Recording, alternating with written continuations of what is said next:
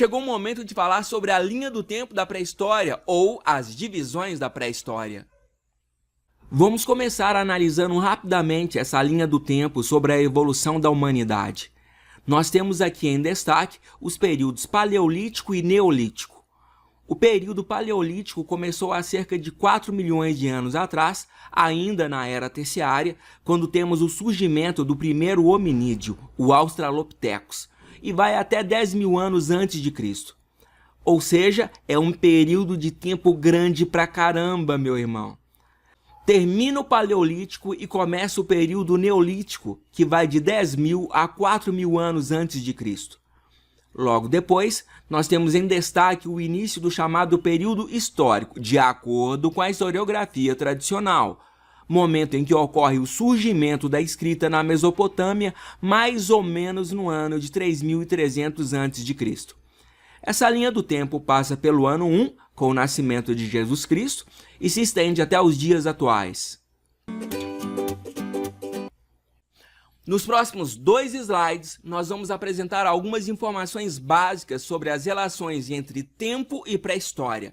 Então, presta muita atenção, porque as informações a seguir são muito importantes. Vamos então aos detalhes do período pré-histórico.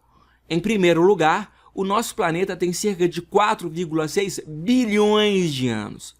O surgimento do primeiro hominídeo é, portanto, muito recente se comparado com a formação do planeta Terra, pois aconteceu apenas há 4 milhões de anos atrás. Tratar de um período tão extenso é tarefa das mais complicadas. Por isso, foram criadas divisões como o Paleolítico, Paleolítico Superior, Mesolítico, Neolítico e Idade dos Metais, por exemplo, apenas para que você possa compreender o tema. Essas divisões foram criadas apenas para facilitar a sua compreensão. O termo pré-história diz respeito ao período que vai do aparecimento do primeiro hominídeo, há 4 milhões de anos atrás, até o surgimento da escrita, na Mesopotâmia. É importante destacar essa informação, pois essa é uma definição tradicional da história, que serve apenas como referência de localização no tempo. Ou seja, o simples fato de não possuir escrita não significa que não houve história antes do ano de 3.300 a.C. Há muitas décadas, a disciplina de História faz o uso de múltiplas fontes históricas para reconstituir o passado da história humana. Pinturas rupestres, descobertas arqueológicas, fósseis, construções arquitetônicas. Tudo isso é fonte histórica utilizada pelo historiador e por outros especialistas para fazer o trabalho de compreensão do passado. É importante salientar isso porque a ausência de escrita não significa de forma alguma a ausência de história.